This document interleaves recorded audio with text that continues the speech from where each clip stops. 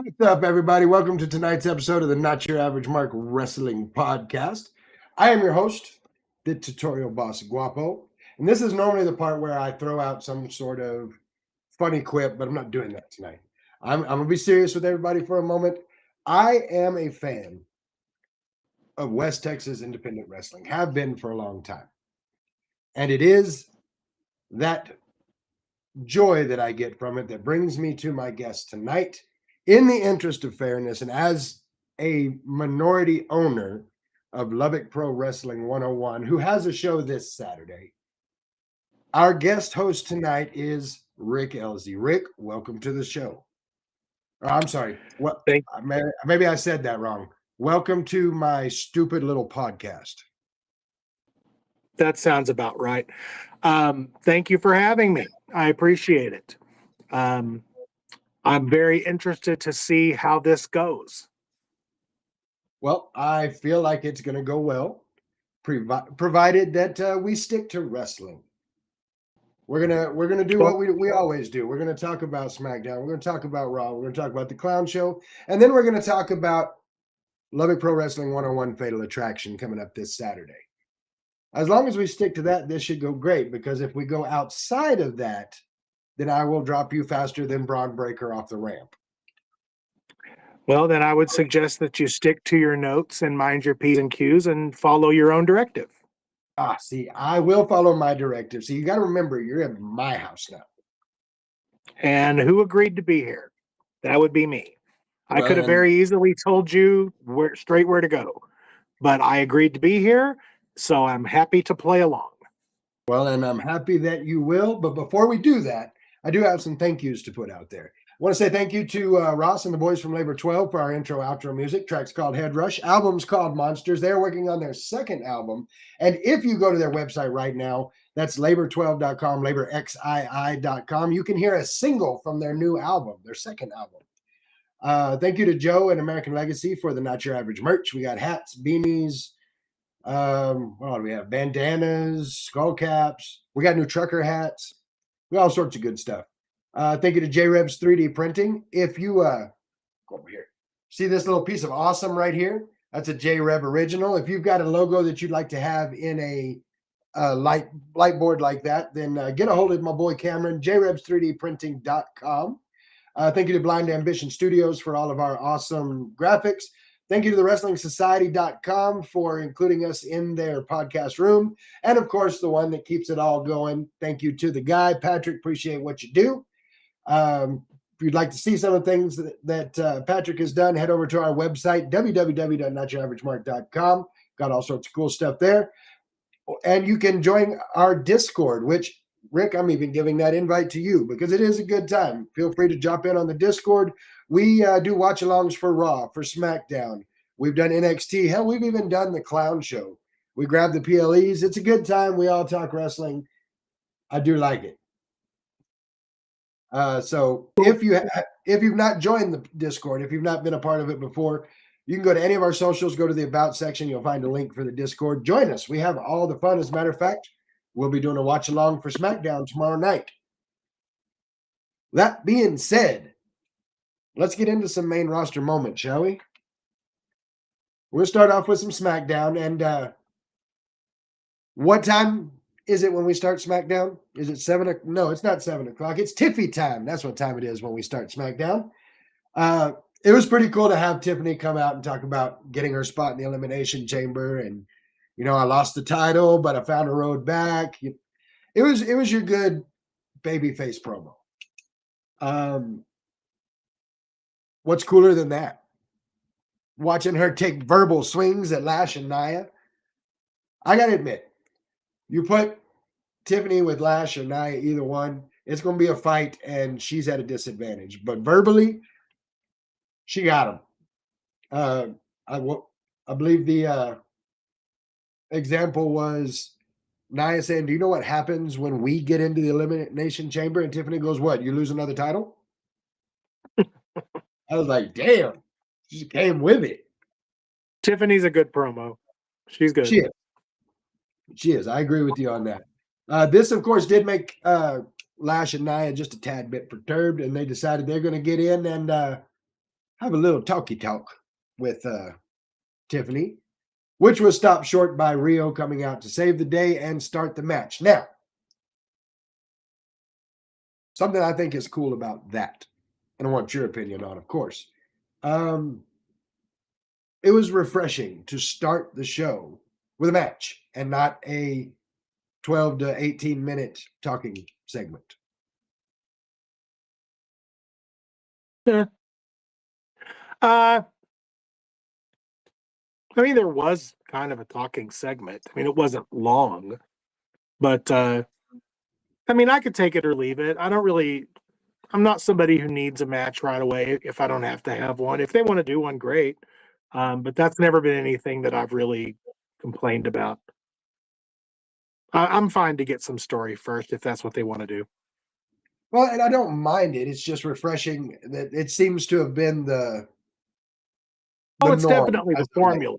It's definitely the formula. I'll give you that. Before we go any further in this, got to look over at the chat here. Got to say what's up to Aaron. Got to say what's up to Jello, J-Reb. J-Reb asking, what did you do to your face? Well, you see, there were homeless kids that were bald. And so I gave them the hair from my chin because it's all I had. No, we went back into the air program at my place of business, and I have to be able to seal a mask. Therefore, I have to shave, and they pay me good money. So if they tell me to shave, I'm going to. That's what happened to my face. All right. You've got some serious J. Jonah Jameson stuff going on, bud. I do. I got some J.K. Simmons happening right here. You do. You do. That's in the last probably 6 months. That's the nicest thing you've said to me, Rick. I appreciate that.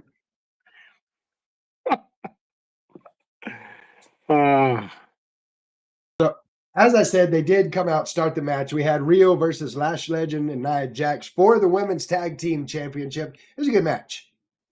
I mean, it was kind of formulaic. The heels did exactly what the heels do. They cornered Io, beat on her for a while. The place went nuts and all hell broke loose when Rhea got in. The cool part was they went to the outside with this, and the ref threw the match out. Unexpected. I thought it was a cool ending, and the brawl after was very intense. It was good. I enjoyed it. I hate the name Rio. I hate that they call them Rio. I hate the trope of let's take a piece of each person's name and create some crap name for the team. I don't like that. I never have. And I really don't like it because we know there's an AEW woman wrestler named Rio. And I don't know. I don't understand why they do that. I just don't like it. I wasn't a fan of it back when they were doing it for celebrity relationships. So, but it is kind of a thing that's happening because you've got what Charlexa. Yeah. I don't like that either. I don't like that either. With this match, though, I hate saying negative things because all of these athletes are absolutely incredible. But did it seem to you that maybe the brawl after the match was a bit more intense than the match itself? I think, but I also think that was the point. I think that that whole opening segment was about the brawl at the end, because I truly believe that by the time we get to WrestleMania, I think they're going to do some type of a women's tag team turmoil type match, because there's a lot of teams right now. You got Bayley and Lyra, you've got Lash and Nia, you've got the Bella twins are back, you've got Charlotte and Alexa, you've got Rio and Rhea. I mean, and then of course you have any combination of, Alba Fire and Chelsea Green. You've got, B-Fab and Michin when they're healthy. There's so many female tag teams, not to mention people from NXT. I just think that that's going to be all their WrestleMania. The WrestleMania match, in my opinion, is probably going to be a tag team turmoil match for the women's tag team titles. Because when you look at the top picture for wrestling, like the 2 title matches, I don't think any of those matches is going to involve anybody in the tag division at all. No, no, and I can go with that. Like, that would be smart booking. But as we're talking about title matches, Carmelo Hayes, I would just like to say that I love the fact that Carmelo Hayes is the U.S. champion and that he's doing the open challenges. I think this has boosted his career greatly. I think that Melo is the guy to do it. Like, I don't see it working as well on a Sammy. As much as I like Ilya and the way he did it, I think we're having more success with it with Melo than we did with Ilya. But I love that they're keeping Ilya in that mix, which is what we were supposed to get on SmackDown, was another match between Carmelo Hayes and Ilya Dragunov. My personal, I'm going to talk about what happened in that match, but my personal thoughts here, that did not happen as a match because that would have stolen the whole show. Well, and we already saw it. And to do it like that close together in proximity, I think that the WWE, Triple H specifically, I think they understand that, while it's okay to have a program and it's okay to have guys wrestle multiple matches against each other over a period of time, it doesn't have, you really shouldn't do the same 2 guys 3 and 4 times in a period of a couple of months. Then we You have can spread that out. Then we have like 7 rounds of Melo and Andrade.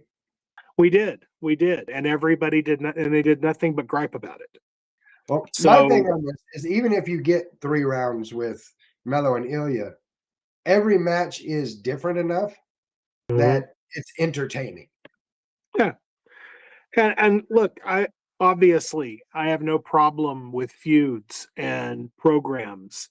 I understand why you have 2 guys married in a program and you spend 6 to 8 months on that program before you do the big payoff match. That's kind of what the business is supposed to be. It's not supposed to be 3 weeks in and out, let's move on. That is not wrestling. That's not what it's supposed to. That's what goes on the other channel that nobody watches. Before I get into this match, got to say what's up to Mike Petty. Doing good, man. Glad you could join us tonight. Jesse Ibarra, welcome to the show. Glad you could be here.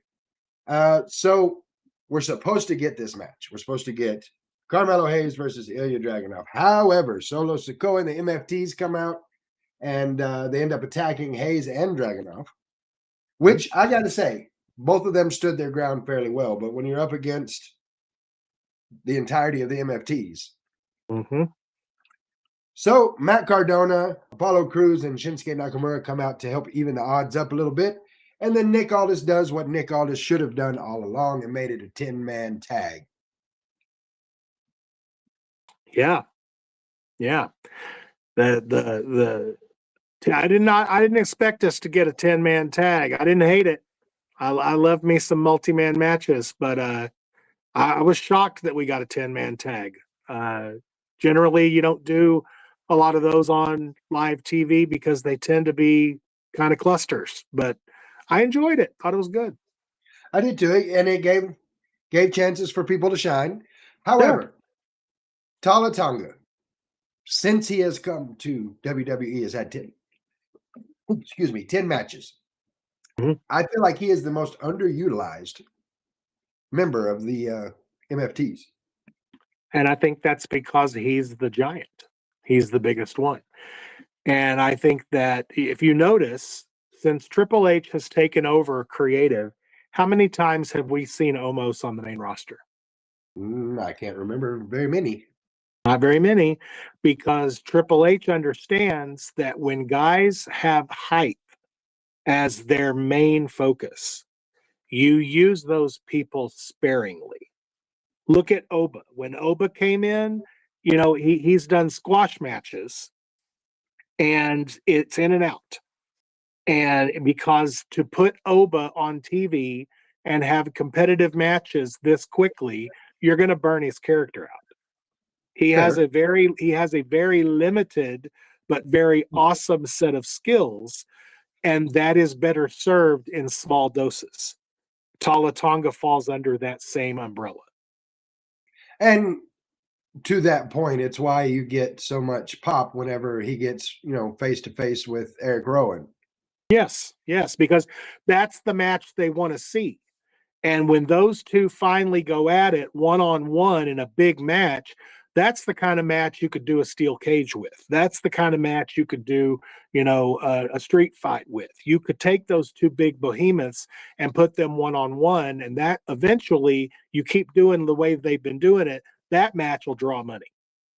That match needs to be in a cage because that one's going to be a while. Yeah. Now, at the end of the, it's a good match all the way through. At the end of the match, Tama gets the pin on Melo. Mm-hmm. Possible title shot? I mean, possibly. I mean, he did technically pin the champ. Yeah. So it'd be interesting to see how that plays out. I feel like we need a little more of Tama and Shinsuke. Let that story a little bit. And the thing is that Tama has been stalking the United States Championship for a while. Mm-hmm. And so, he shows up in the background.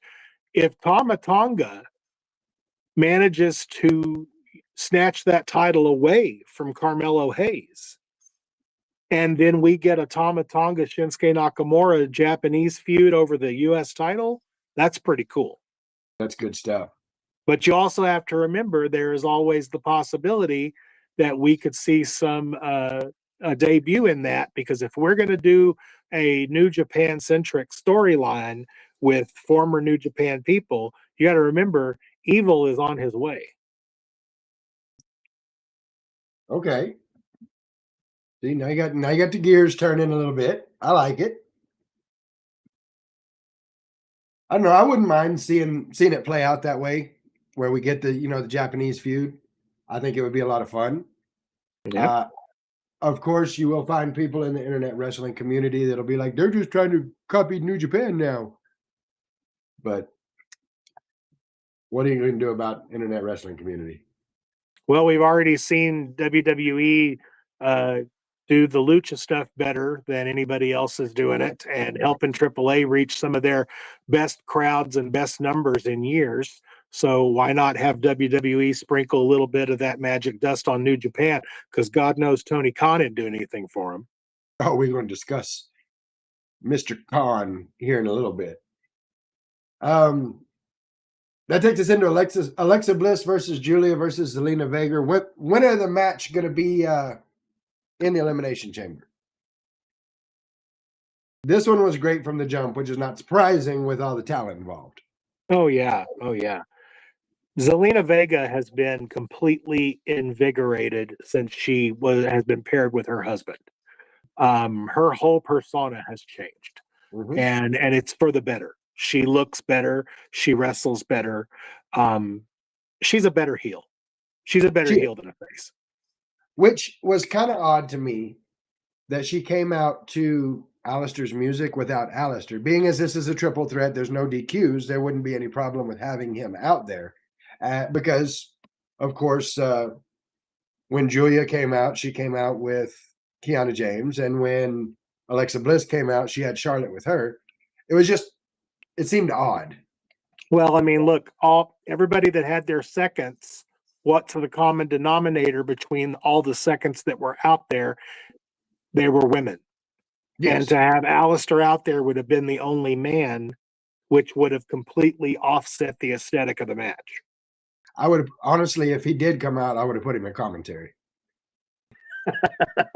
I don't think his character is really much of a commentary guy. That's why I would have put him in commentary. They'd have thrown it to him and he'd have been like, yep. Yeah. That's funny. I think it would have been good stuff. But talking about that with the no DQs, when you see a match like this, a lot of people they look for the formula like we were talking about earlier. So you've got Charlotte Flair out there, you've got Kiana James out there, but very little interference in this match. It was a clean win from Alexa Bliss. She hit the Sister Abigail on Zelina Vega to finish the match. I like it. You don't get It a was whole lot good. of clean wins these days. No, it was good. It was a good, nice, clean win. Fun match. Everybody worked really hard.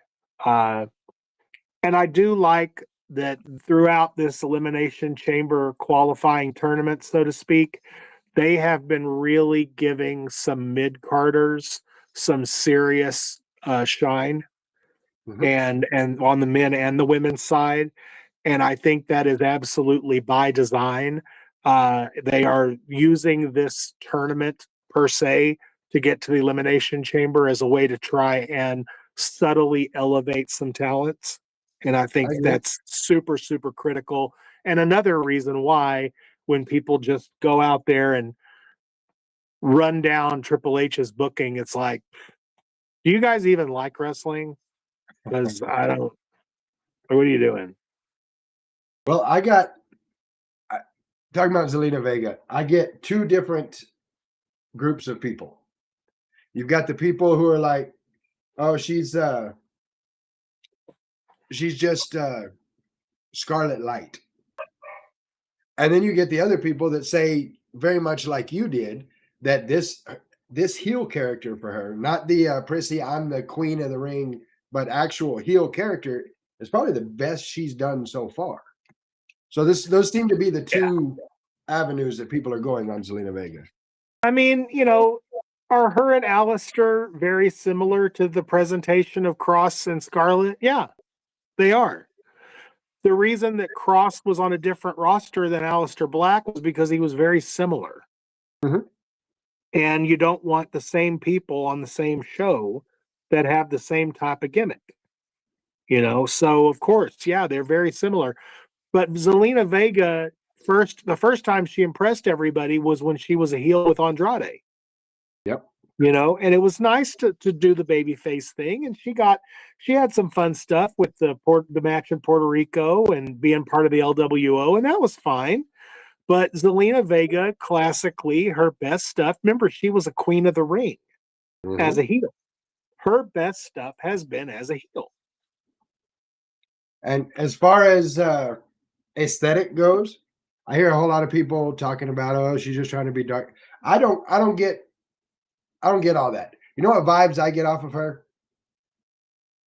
I get From Dusk Till Dawn vibes off of her. That may be something some of you haven't seen. If you haven't, go watch it. You'll understand. But I get the Catherine Zeta-Jones, or not Catherine Zeta-Jones, Selma Hayek Dusk Till Dawn vibes off of her. I get that. Yeah, I think there's also there's some very subtle Bride of Frankenstein stuff too. Yeah, I could see that. And I like that she embraces that character and rolls with it because it works really, really well. Yeah. So, R-Truth, Damian Priest, and Nick Aldis are standing backstage. Sounds like the start of a bad joke. I have come to find out that fact in and of itself is toxic. Kit Wilson has said so. Kit Wilson. Before I get into their little segment, I do have a question over in the chat. Jello saying, is there any chance that Alexa will be champion again? I think so. I think we'll see Alexa with another title run. I think she'll definitely get another title run. I don't know that it'll be the world title.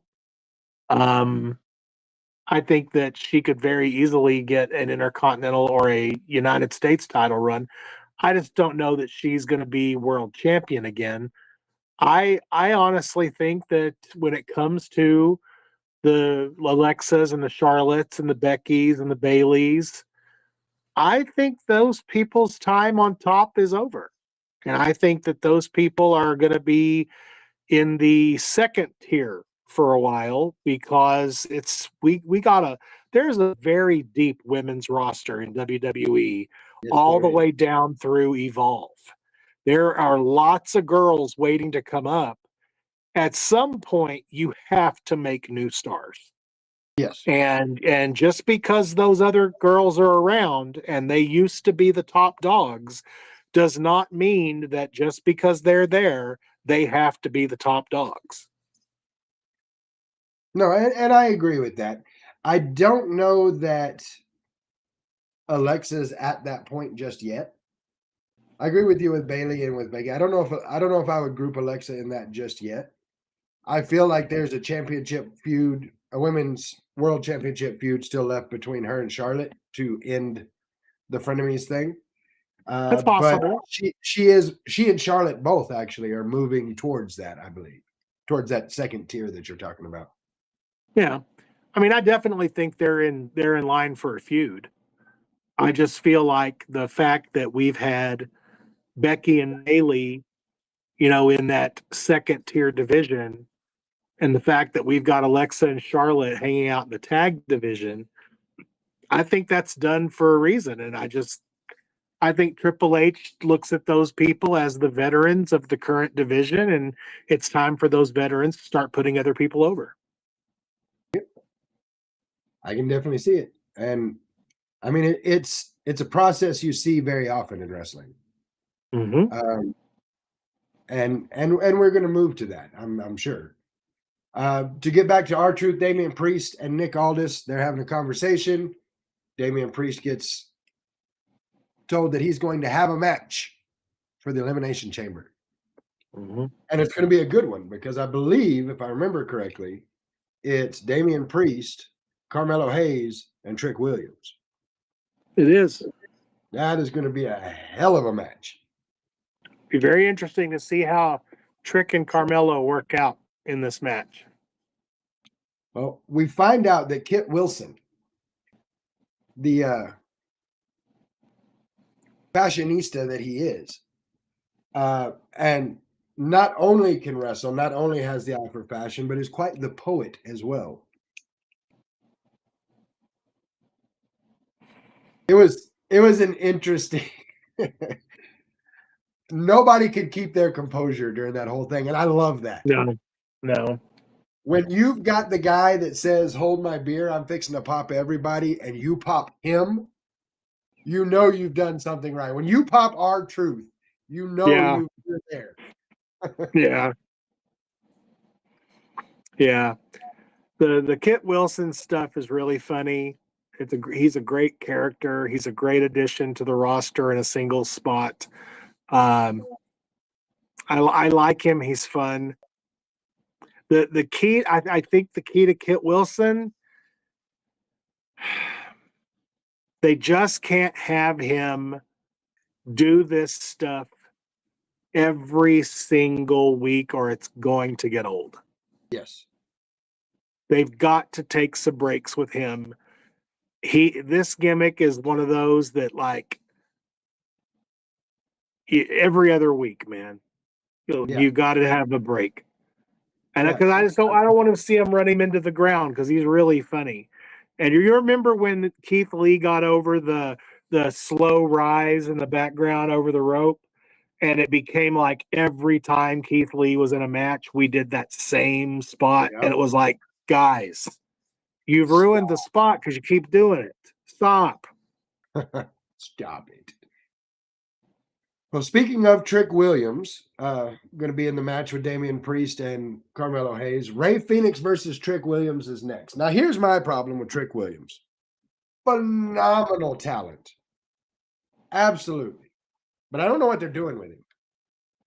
Because, like, they're putting him in the matches as the heel, but they're letting him get over with the crowd like he's the babyface. And I'm here for it. I think it's great. But where are you going? Well, people asked the same question when they did this exact same thing with The Rock. Mm-hmm. And I believe that is absolutely why they're doing it. They know that they have a star in their midst. And they know that the crowd is going to react to the entrance and they're going to do the whoop that trick stuff. Mm-hmm. They know they're going to do it. But, they still want him to have that heel edge. So, he's been positioned very strong. He's won matches when he needs to win, and he's in a position right now where he's over to the point. I don't think a loss will hurt him right now because he's just so over.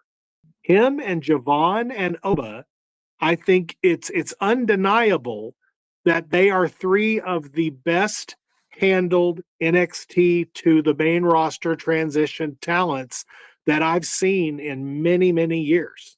Oh, absolutely. And you can add Braun Breaker to that list. The four of them Yeah. are probably the best handled by far. But and as good a job as Triple H and HBK did, with these guys, I think a large piece of those three specifically, you want to hand somebody an MVP award for those three guys. That MVP award goes to Booker T. Because Booker T and his antics, his verbal antics, he's the one who got over all of these guys. Yep. All three of them. Yep. Because everything the crowd is chanting is something Booker T started. I think Zilla Fatu would disagree with you based on his Twitter, but he's not really impressed with Book right now. Well, Zilla Fatu, I mean, I don't know. That's something we're going to... I feel like that WWE has had ample opportunity to get their hands on Zilla Fatu, and they've chosen not to. That can't be a coincidence. Well, and that's something we're going to talk about here a little later. Looking over at the chat, Jello saying, with Bianca Belair, Kevin Owens, Piper Niven, and all the other stars that are out with injury right now, Braun Breaker included in that list as well, does WWE have an injury problem? I don't know that I would say that they have an injury problem. I think that the industry as a whole has a we need to slow the fuck down problem. I do not disagree. And I think that everyone is going balls to the wall because business in WWE is so hot right now and the crowds are so into everything. It makes the talent work harder, and that doesn't always mean work smarter. Couldn't have put it better myself. I don't believe that WWE has an injury problem. I believe very much like you're saying that wrestling is hot enough right now that everybody's trying to get it. They're trying to get their name in. They're trying to do that next thing that's going to stick in a fan's mind. And sometimes that's not the smart thing. That's true. But if WWE was allowing these talents who get hurt to then go back out on television and exacerbate those injuries, then they would have an injury problem.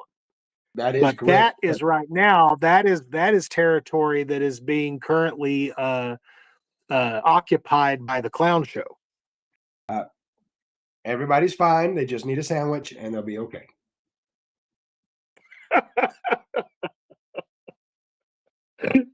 I'm never going to forget about that, especially since we're talking about Rey Fenix right now. Never going to forget about that. For those of you that don't know what I'm talking about and what has Rick laughing so hard right now, Rey Fenix was on AEW. He injured his stomach. Tony Khan, not real fluent in the Spanish, and he's trying to tell him that he injured his stomach. Tony Khan thought he said he was hungry and sent somebody to go get him a sandwich. Meanwhile, he's, torn his abdomen. So.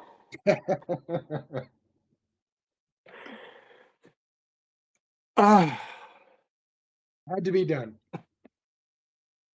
With this match, so this was a great match, and you knew it was going to be.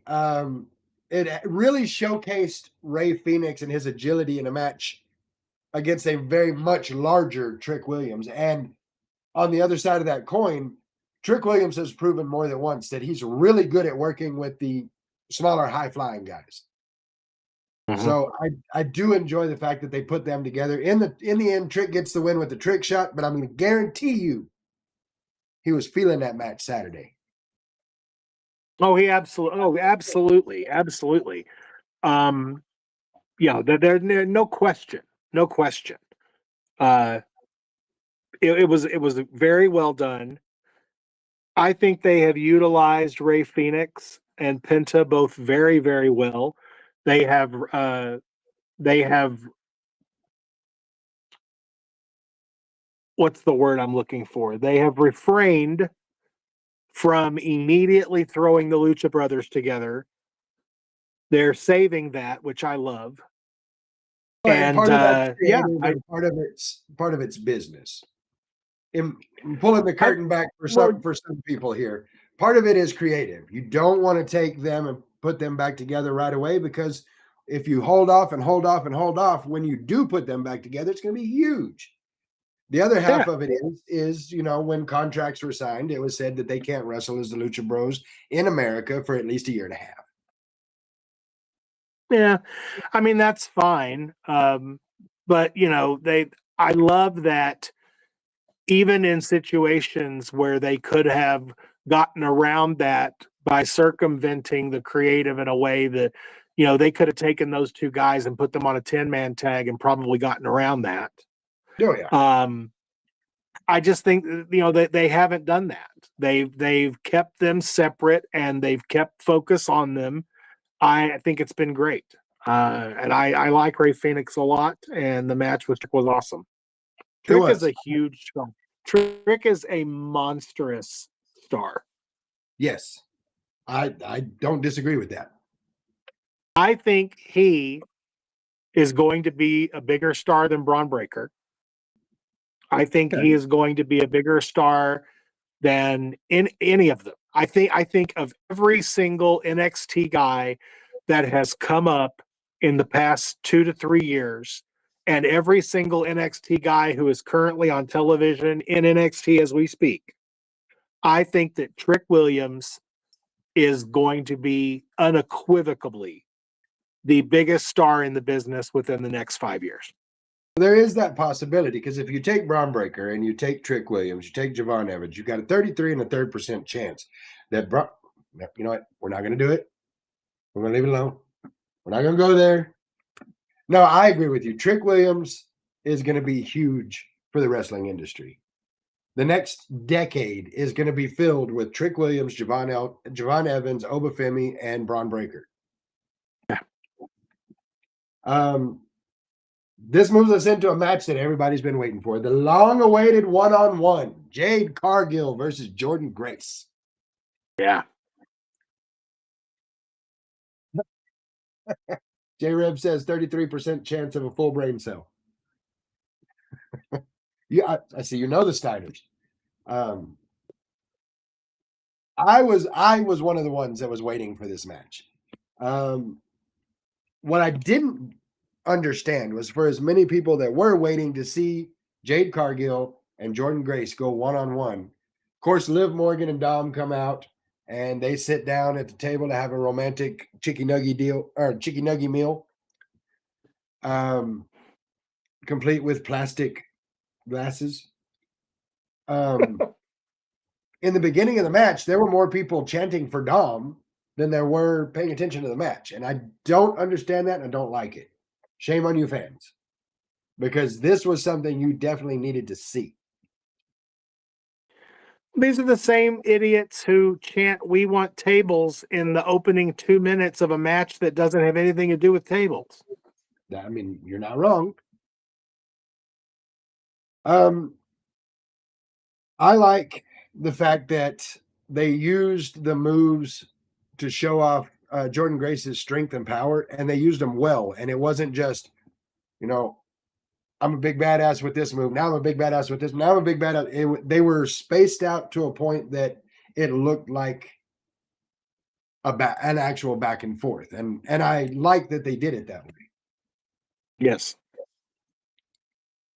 I thought they both had a really good showing. Very, very good showing in this match. In the end, Jade gets the clean win. Another clean win on SmackDown. Yeah. What are we doing? Clean win a Palooza. Copyright. TM. Clean win a Palooza. Don't want Trips using that one. That takes us to the main event. Sami Zayn versus Cody Rhodes versus Jacob Fatu. I was confused when they made this match.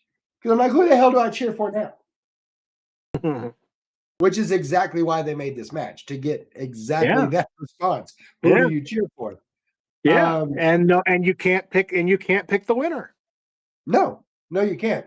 And this one had a little something going into it because we had that awkward conversation between Drew McIntyre and Sami where he's like, Drew's talking about, I actually like you, Sami. I hope that you win because, you came to me like a man with respect and said that you hope that I win my match. Well, I hope you win your match. And Sami's like, what? What? Huh? They seem a little confused. Before we get further into that, that is a valid point. You could clearly see Jordynne Grace guiding Jade through that match. Yeah. And it's cool that they can do that. Well, that's the thing. I mean, that's how it should be, because Jordynne Grace, we know she has a longer tenure in the business than Jade. She's worked more matches than Jade. She's worked for more promotions than Jade. She's absolutely the veteran in that match. Jade is the star who needs to be carried, which is perfectly fine, and that's not shade at all. Many times the charismatic star is a character that absolutely needs to be carried, because that's the whole point of having a workhorse in the match, is to carry the guy or the girl who isn't as fluid as you are. I mean, this is basic 101 stuff. Like, I'm shocked people still don't get this. No, I agree. It is pretty 101. In the match with Sami, Cody, and Jacob Fatu, insane match. Like, it was good from the jump. However, I do believe that Drew and Sami's exchange was a bit foreshadowy. I don't even know if that's a word, but it is today. Great matchup all the way through. Drew comes out at the end to help Sami, throws him on top of Cody, starts walking off with the Drew McIntyre trademark smirk. And 1, 2, Cody kicks out. And Drew says, what the? Yeah. And so he goes back in. And what happens? He gets a haluva kick from Sami. And Sami turns around into a crossroads. 1, 2, 3. Cody is in the chamber. Now, there are those that said, of course, Cody's in the chamber. There was always going to be Cody in the chamber. Cody's going to win the chamber. And then it's going to be him and Drew at WrestleMania. That's just, it is what it is. It's so predictable. Blah. I don't think that's the case at all. Even a little bit. I think that it's very obvious at this point. I think that the WrestleMania match is going to be Sami versus Cody. And I think that is because of what happened at the end of that match. Sami is going to take that personally. Yes, very. And we've already received the character update to Sami, where he's questioning everything. He's upset about a lot of stuff. This is going to be the beginning of him turning into Paul Orndorff to Cody Rhodes, Hulk Hogan. And that is, I believe, that is going to be the WrestleMania match, and it's not going to have anything to do with the title. I agree with you wholeheartedly. I'm going to have a talk with my smartwatch later. My wife got me a smartwatch for Valentine's Day, and it needs to mind its business. Says you've been sitting for an hour, go take a walk. Mind your business. You're being ordered around by your electronics? My electronics told me go take a walk. Go take a walk. Wow. Okay. You going to take that? You just going to sit there and take it? No, I'm going to go put it on his charger, make it sit in timeout for an hour.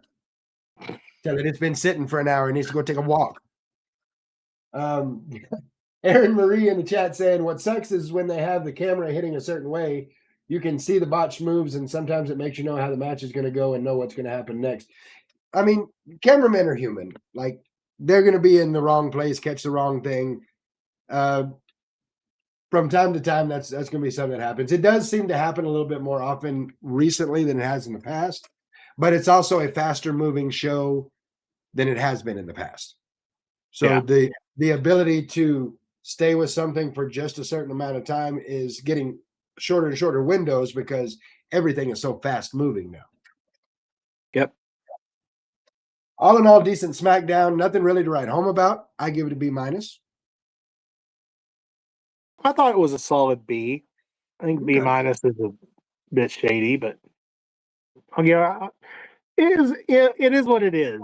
Look, WWE right now is clicking on a lot of really strong cylinders, and the shows are solid.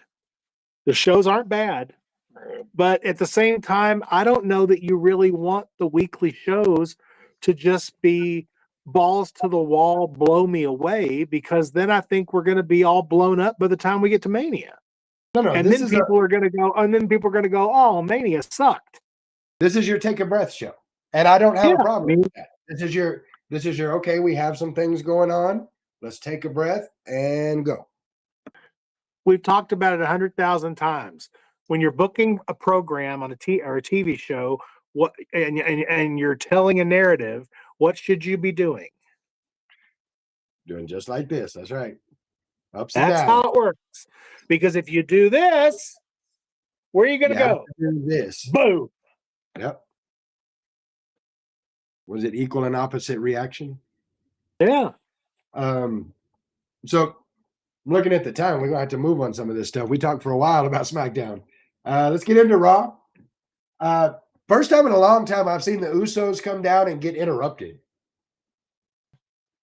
You know, they're getting ready to do their entrance through the crowd, and what do you hear? My name is ladies and people. Nobody was listening to Paul. The Vision interrupting the Usos' entrance. Yeah. Like that was pretty cool. All of them very frustrated over Austin Theory's main event loss. They were not happy about that at all. As you heard Austin Theory say on the mic, you had Adam Pearce come out and say, look, we're not going to do this.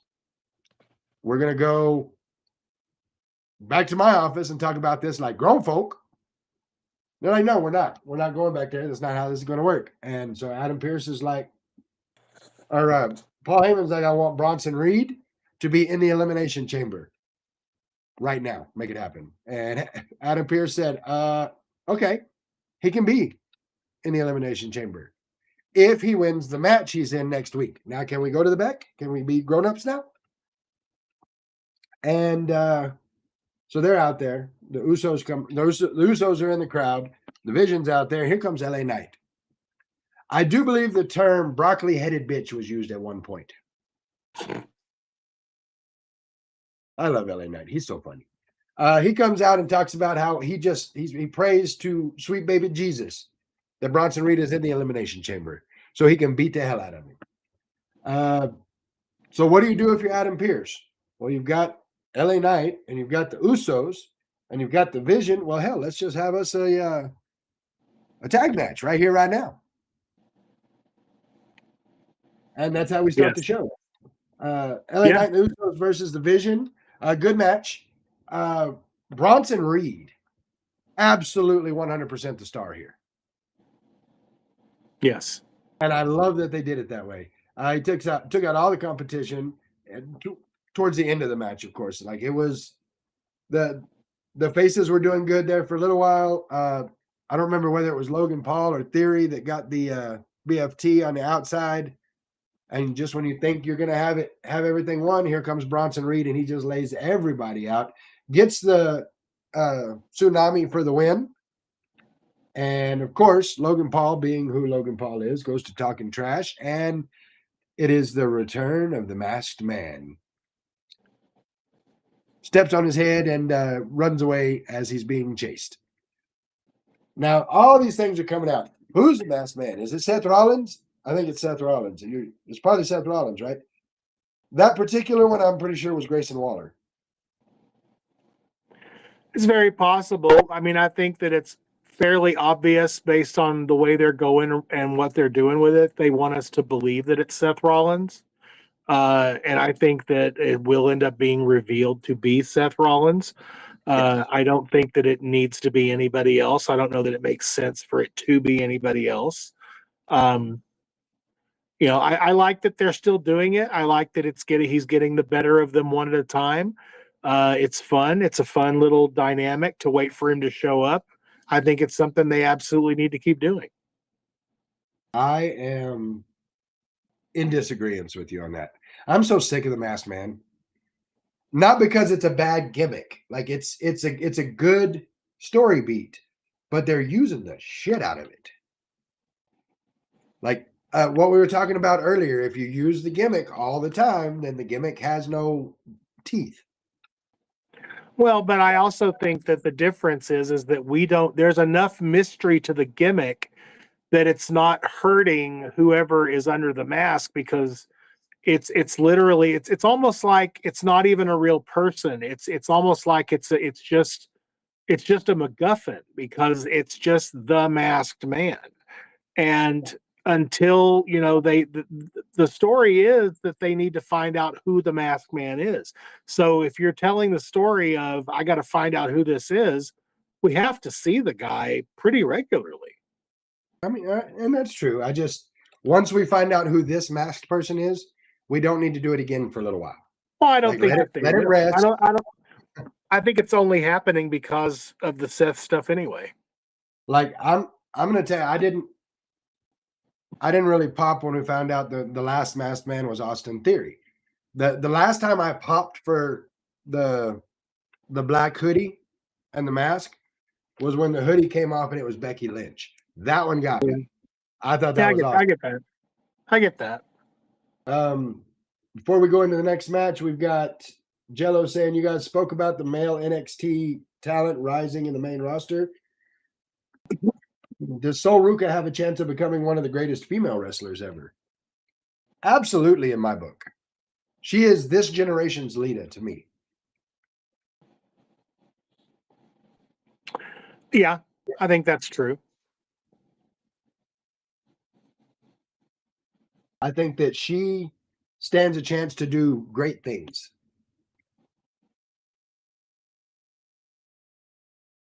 Yeah. I agree. Speaking of great things, Bayley versus Asuka versus Natty to see who's going into the Elimination Chamber. I was excited for this one. Look at the talent in this one. And we get Natty. This was going to be a great match, and everyone not named Dave Meltzer already knew that. Oh, yeah. Everyone had their moment, especially Natty. She got to show that violent side again, which is awesome. But in the end, Asuka gets the Asuka lock on Bayley, gets the match. Asuka going to be in there, which I'm not going to lie, through me, I thought Bayley was going to get it. Well, Asuka needs a W, man. She needs a W. Bayley can absorb the loss, and they protected Natalya. I thought it was booked perfectly.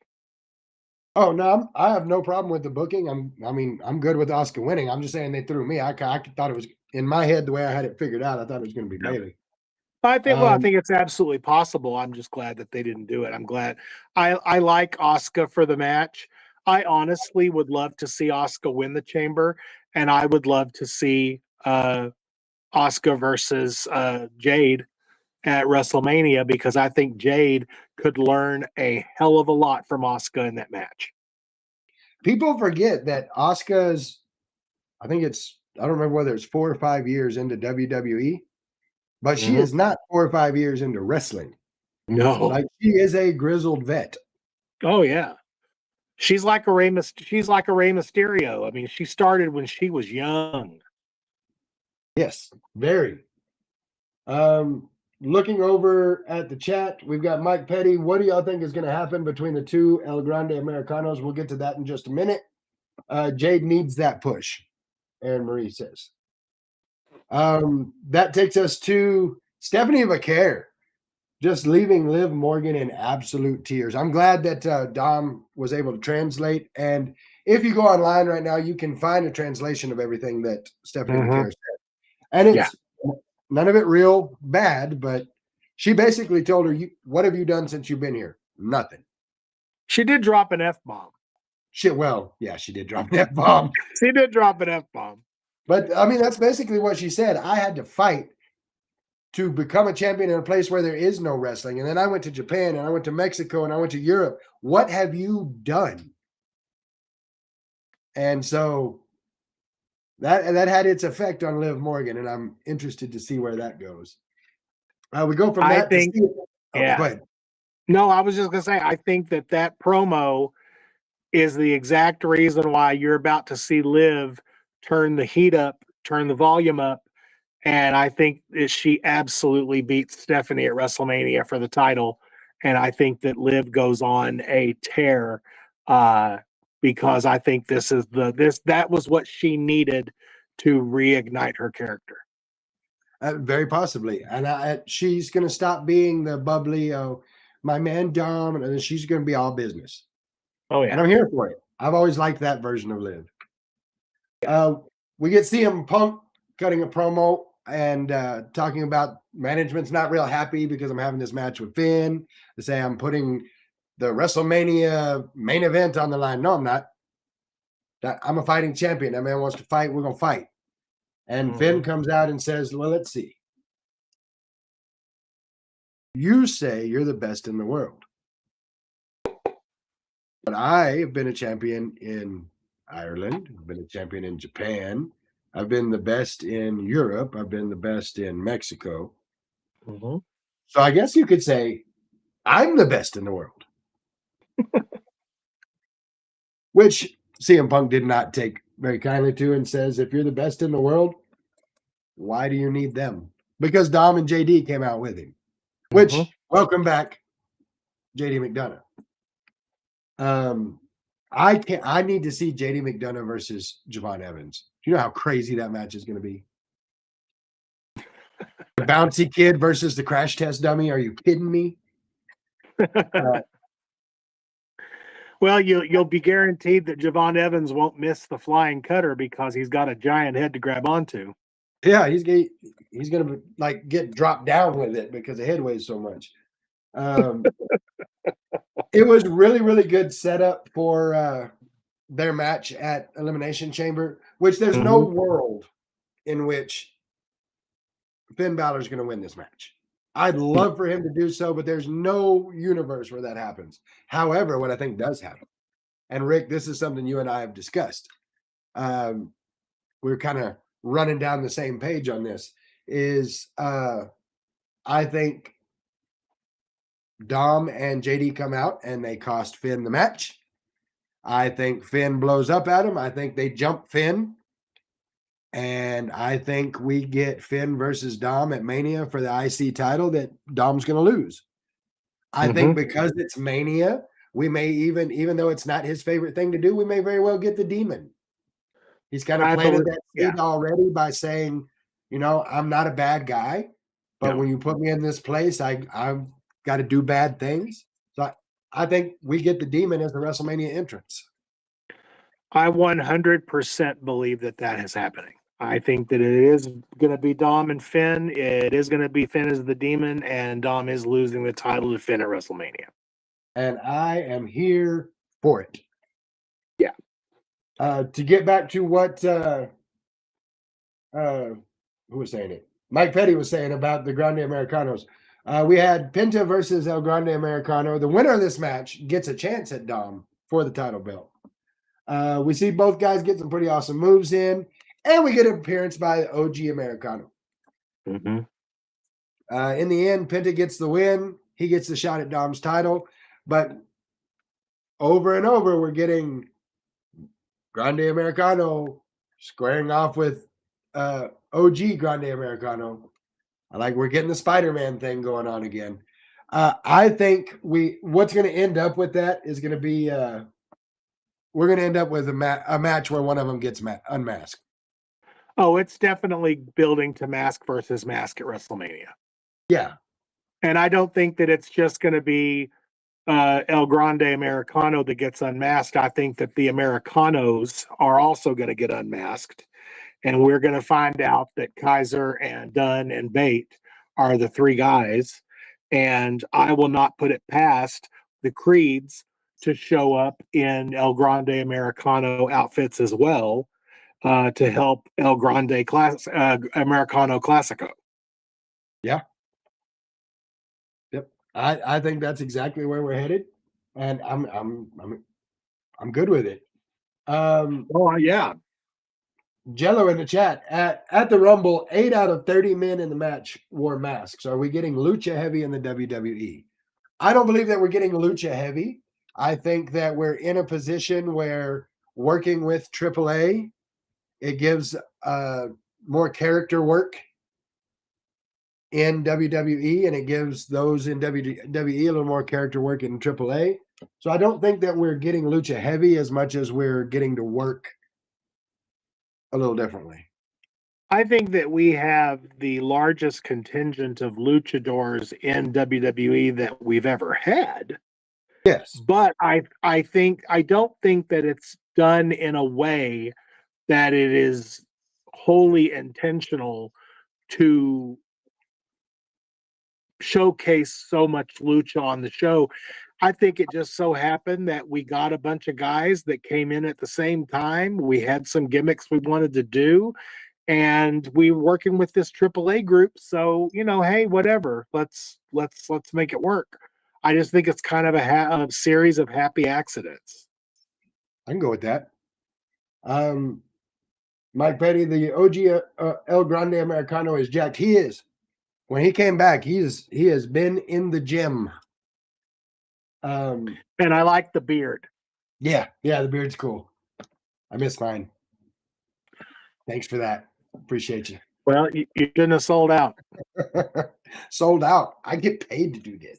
It's my work, my shoot job. Yeah, but you got told by the man what to do and you did it. So you did sell out.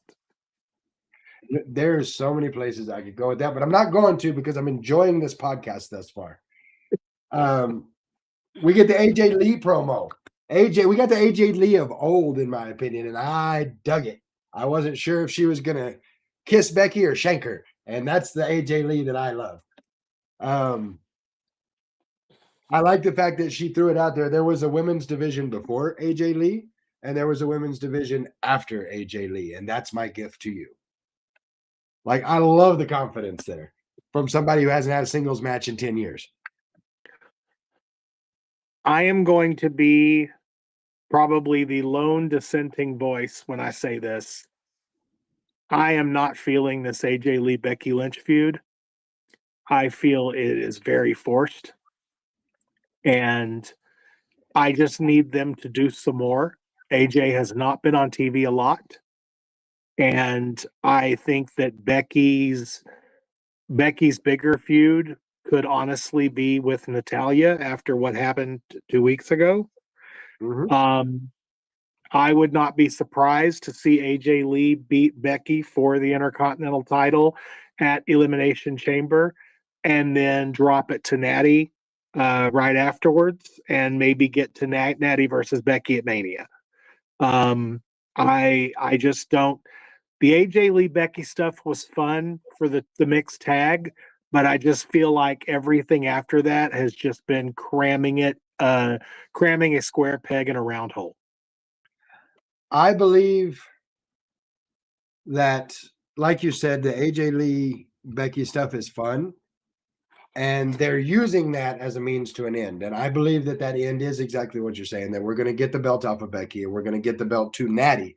But I believe that the AJ Becky stuff is the means to that end. So, you can't have the pudding if you don't eat your meat. That's well. Yes, I did. yes. What a wall reference. That was great. Yes. I do like that AJ Lee name dropped it, but Lyra Valkyria, Bayley, Rhea Ripley, Io Sky, Kabuki Warriors as people she wants to go up against. Like, I like that she threw it out there, and now I need her to go against all of them. I say all this good stuff about AJ Lee, but let me say something about Becky. Becky and her willingness to look like a fool for the sake of the storyline is what sets her over and above most other people. Like, the only person that does it better than Becky is Chelsea Green. Oh, yeah. Yeah. But she's 100%. on that same level of, I will get out there and make a fool of myself to move this story or to put this person over. And I have huge respect for her for that. Absolutely.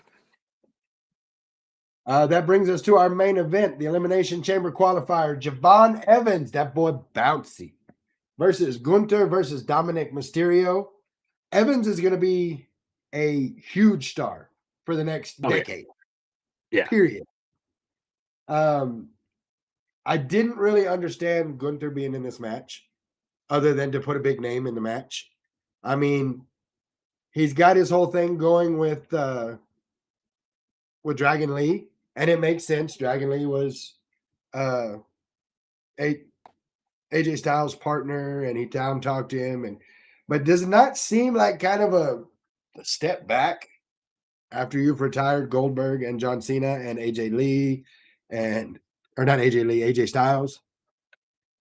I don't think that it's a step back. I think that it's a detour on the road because there's no other person ready to retire right now in our face. And I think that they kind of have created this idea that Gunther's sole purpose is to retire people. And if there's not anybody to retire, putting him in this match threw everybody off because no one thought that he wasn't going to win it because he was in it. And True. then the question became, if he's going to lose, how do they do it without killing him? And so I thought it was much like the women's triple. This was amazingly well booked. Yep. And it protected everybody. Dom absorbed the loss easy because he can. Javon needed that W to get him even further over, and they didn't hurt Gunther at all. They didn't, and it was a very huge win for Evans that is going to be something he can build off of, and I'm looking forward to seeing what happens. But I'm glad you mentioned that the way you did, because the only reason I can see, given that Gunther is the career killer, that he gets in this big feud with Dragon Lee. Who was it said by that Dragon Lee is the future of Lucha Libre? Rey Mysterio. That's kind of where I'm leaning for that. Can you imagine a match where Gunther tears off Dragon Lee's mask? Ooh. And then Rey comes to make the save and Gunther lays him out. And then Rey wants a match and Gunther says, I'll give it to you if you put your career on the line. Yep. That's kind of the direction I feel like we're going. I think Gunther versus Rey Mysterio is the WrestleMania match. I'm here for it. I'm here for it. I don't want to see Rey go. I need Gunther to quit killing my childhood, but these guys are tired, man. They need a rest. they need a break. And if we can take some time off and get this storyline over, great. Yep. Solid show. I liked Raw. Give it a solid A-. I liked it. Yeah, I'll give it a solid A. I thought it was great. You and your minuses tonight. I know what's wrong with you. There's just some minuses going on. It is a minus a beard, so everybody suffers. Oh, so you sell out and everybody gets shaded. That's nice. That's very heelish of you, John. Nope. Think you'd like a spot in the administration? I think I'm good. I appreciate the offer. Okay. Now, let's take a moment to get to everybody's favorite segment. It's time for Notes from the Clown Show.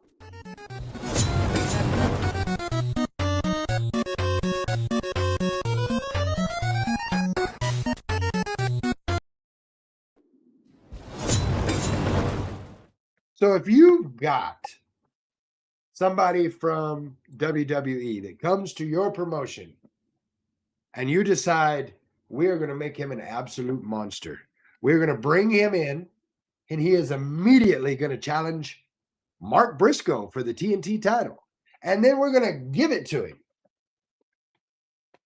What do you do after that?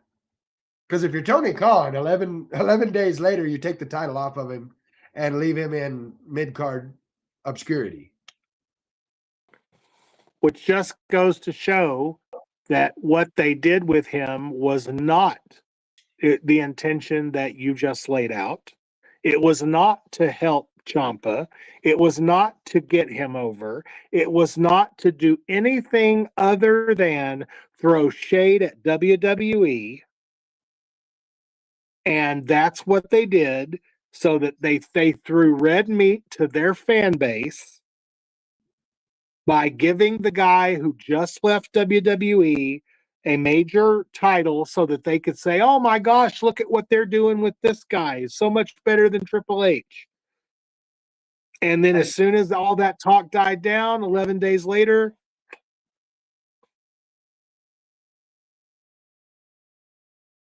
the Clown Show was a character of real wrestling, and they have now become a caricature of that character. I don't think I've heard it put much better than that.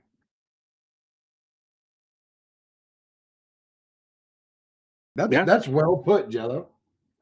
What hurts me worse than Ciampa losing the title after 11 days is he loses the title to Kyle Fletcher on Collision. Not even on the Big Show. no. Tony Khan, you clown. Speaking of being a clown, next thing, are you trying to kill all your talent? Like, how are you going to have people to win the belts if you kill them all? Because I've seen the videos of what Swerve Strickland did to Kenny Omega. Like, I'm going to leave Darby Allin and Jon Moxley out of this because they're trying to kill themselves. But I've seen some of the things that are going on out there, and people are getting legitimately hurt. You know, you asked earlier about his WWE. Do they have an injury problem? No. AEW has an injury problem. Anytime you approve taking a man and throwing him back first into the points of the steps, you have an injury issue. Sandwich don't fix that.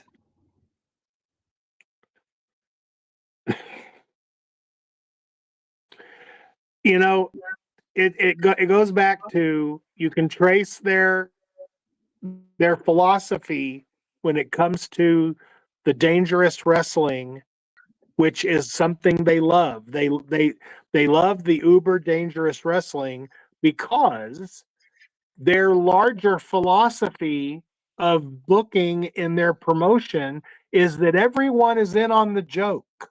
It's performance art. Everyone's in on it. So we don't have to be serious. We can be ridiculous because all of this stuff is bullshit anyway. So why should the matches be serious? And why should we take things with safety in mind? Because this is all just bullshit, right? So let's just do whatever we want to do. That is the most dangerous mindset ever. Yeah, well, that's their mindset. Because they're sure not doing anything to prove that wrong, other than going on Twitter and stating things like AEW is the safest place to wrestle. Really?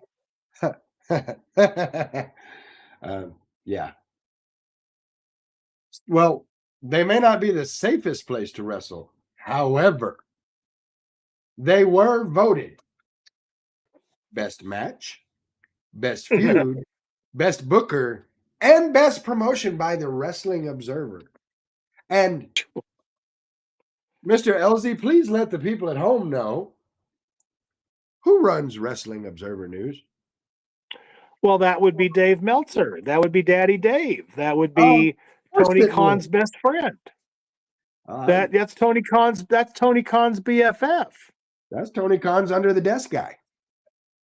So when Dave goes on his radio show and in his magazine and puts out his predictions for what he believes the winner of all these awards are going to be, and the actual winners turn out to be 80% on par with what Dave said, that tells you that Dave's magazine and radio show is a giant echo chamber. And what he says is what his fans believe, and thus they vote accordingly. And it's all about getting over Dave's view of what wrestling is supposed to be, which is one giant super indie with Japanese influence. Yes. That And that guess is what? so It very wrong. doesn't draw. It doesn't draw for shit. No, it does not, and it never will. Dave Meltzer, you fucking clown. And Tony Khan, you, sir, too, are a clown. That was Notes from the Clown Show. Now, we're going to get into the reason I asked you on the show tonight, Rick.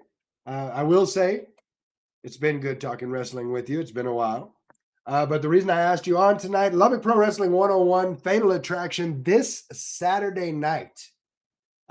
Pretty good card here. And you are the minority owner of Lubbock Pro Wrestling 101. Is that right? I am the minority owner of the promotion, and I was excluded from the entire booking of this show. None of these matches are anything that I was consulted on. This entire card was booked behind my back, and I was told that I could come to the show and I could, be involved in whatever way that I saw fit. So, yeah, I will be at the show. I will have most of the administration is already on the show. I can tell you that my chief of staff, Paula Fate, will be there that night. And I may have a very large surprise for everyone at the show.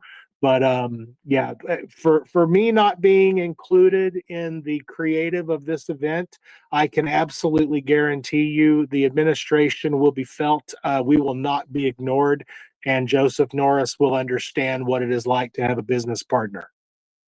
And that is one thing I wanted to mention. I wasn't aware that you weren't a part of the creative, but even not being a part of the creative, the LZ administration very well represented in this show, very well represented on this card. Yeah, well, that's because I'm very well represented in West Texas because many, many people have the same vision. That's something that you said. So let's talk about this card a little bit. We've got Deshaun Banks versus Draven Reeves. Draven, of course, wily veteran himself, and Deshaun Banks doing big things coming out of Lubbock Pro Wrestling 101. Mm-hmm. Deshaun Banks, yeah, he's a nice prospect. I think he thinks that he's going to get a shot at the iPay-per-view championship. I would say to him that is your chances are slim to none, buddy. You haven't earned that. Now, just playing devil's advocate, as I sometimes do, if Mr. Banks were to beat Draven Reeves in this match, would that change your thought process on that any? In that crazy scenario, it would definitely give him a nice feather in his cap. But in order for him to appear outside of 101, he would have to graduate first. That's very true.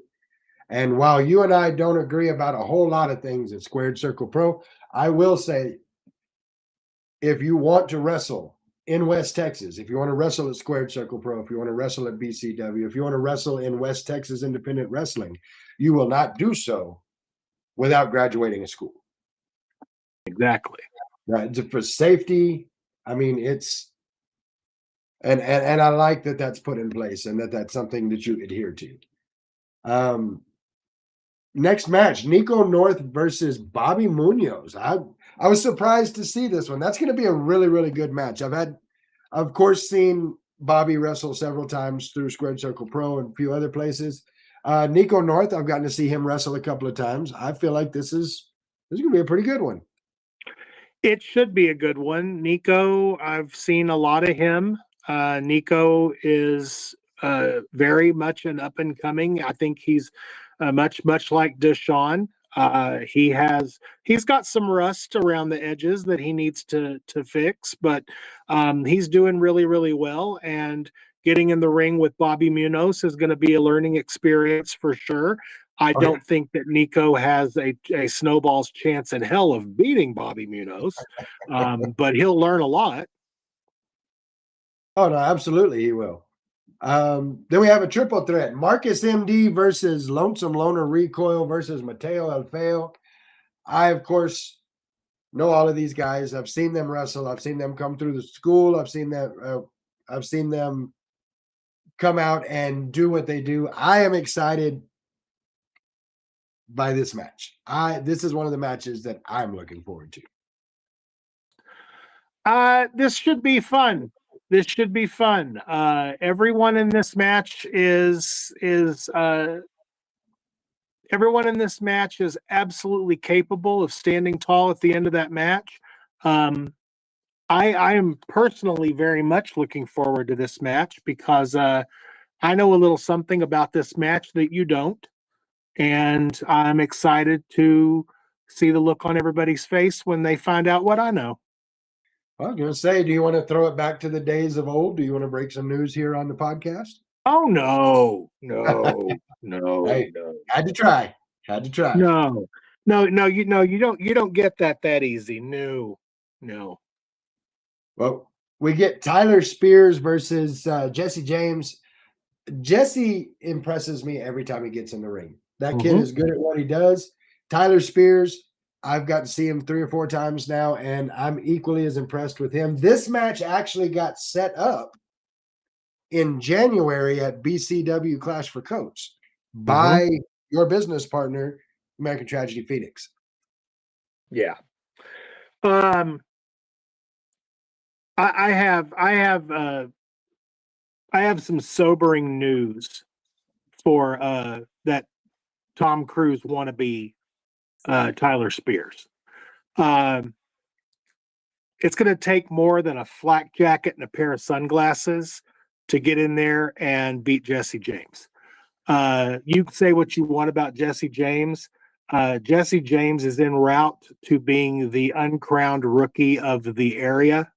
He is an amazing talent, and it will take a literal act of God for Tyler Spears to beat Jesse James.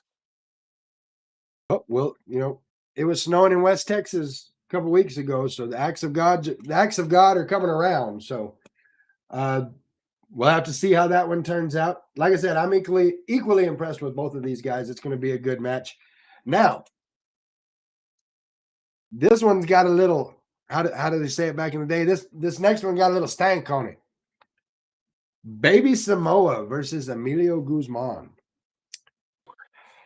Yeah, that should be really good. I mean, it doesn't really take a rocket scientist to understand why this match is happening. No. You know what Emilio Guzman has in his back pocket at SCP, right? Sure do. Yeah. Well, we'll see what happens. We'll see who stands tall at the end of this match. Now, I need to ask you, as the minority owner of Lubbock Pro Wrestling 101, is this a match that's going to happen at this show? I only ask that because when I found out about this match, I found out from a promo cut by Baby Samoa. So has this been confirmed? Look, Baby Samoa threw out the challenge. What I know about Emilio Guzman, and I know quite a bit about Emilio Guzman, I don't think that if he's been challenged, I can't see him backing away from that. I'm with you. I haven't yet to see an official graphic, but the fact that the promo was aired, obviously 101 upper management, i.e. Joseph Norris, is okay with airing the promo. So if I was Emilio Guzman and I had not signed for this match, I might question the upper management of 101 because it seems like to me that Joseph Norris airing that promo is goading Emilio Guzman into a match as well. And I think that it's very possible that, knowing what Baby Samoa is capable of, that Joseph Norris has put Emilio Guzman in between a rock and a hard place. That is That is very, very possible. That's going to be a wild match. And then, But that also comes along with the territory of not being very good at your job. So, I mean, you make a point. Last match I've got here showing on the card, Jordan Slade going up against the one and only Justin Taylor. This is round 2 for them, is it not? yes, it is round 2, and I am very interested in this match because it's been almost 2 years since I've seen Justin Taylor, who the last time was in my presence lost to Loser Leaves SCP match. Mm-hmm. And I'm very excited to see Mr. Taylor. I have some things I need to say to him, and I'm going to do my best to try and goad him into putting that South Plains Championship Wrestling Championship on the line against Mr. Jordan Slade. Because if Justin is as good as he says he is, and as good as he thinks he is, he should have no problem putting that belt on the line against a rookie like Jordan Slade, should he?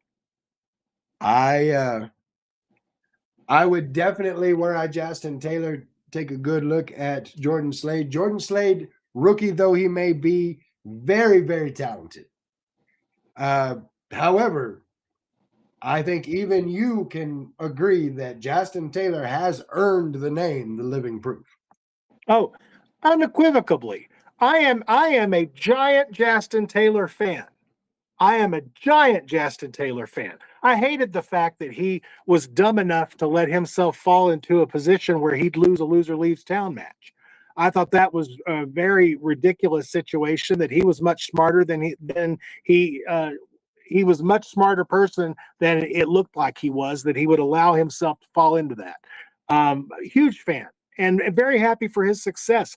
Love his stuff with the NWA. Everything that he's doing is great. Huge Justin Taylor fan right here. But I don't want him to look past Jordan Slade just because the first time they had the match, it went in Justin Taylor's favor. And I mean, I will say the first match, I feel like Justin got a taste of Jordan Slade. I don't think he got the whole meal.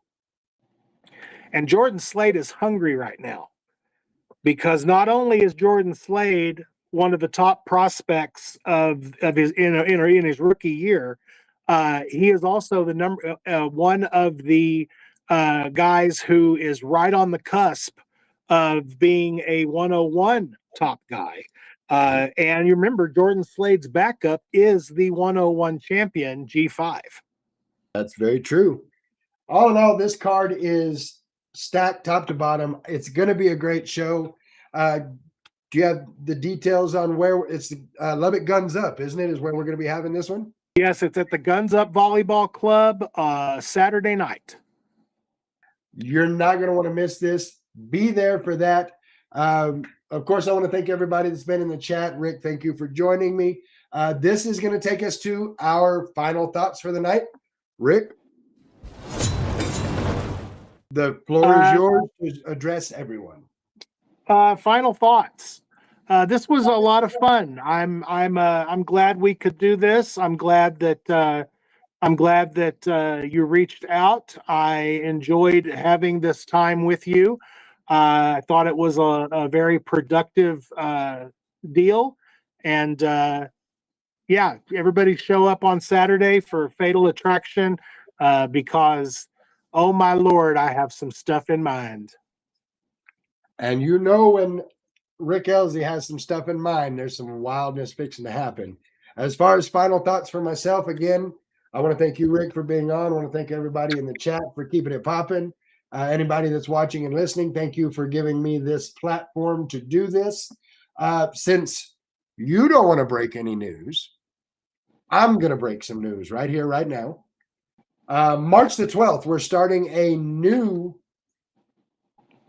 segment for the Not Your Average Mark Wrestling Podcast. It won't be a part of the podcast proper. It's actually going to be called NYAM After Dark. So we'll have our regular podcast on Thursday night. Then at 10 p.m.